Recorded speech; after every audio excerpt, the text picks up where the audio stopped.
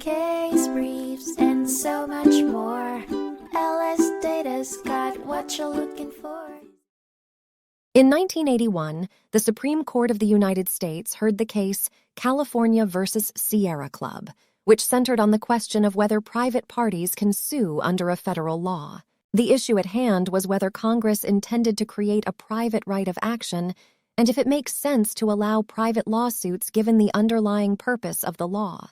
The Sierra Club and two private citizens filed a lawsuit against federal and state officials in an attempt to stop the construction and operation of water diversion facilities in California, arguing that these diversions violated Section 10 of the Rivers and Harbors Appropriation Act of 1899. This act prohibits obstructing the navigable capacity of U.S. waters, and the California Water Project aimed to store and transport water from the Sacramento River, diverting it into canals and aqueducts for irrigation in the South. The district court ruled that private parties can sue under this act, and the Court of Appeals partially agreed.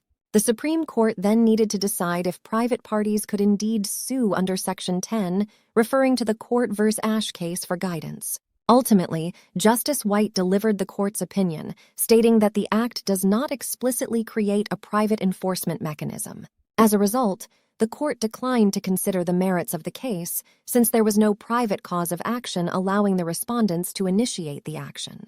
The judgment of the Court of Appeals was reversed, and the cases were sent back to lower courts for proceedings consistent with the Supreme Court's opinion. Case briefs, and so much more.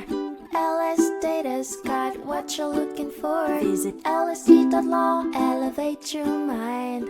Leave the stress of class.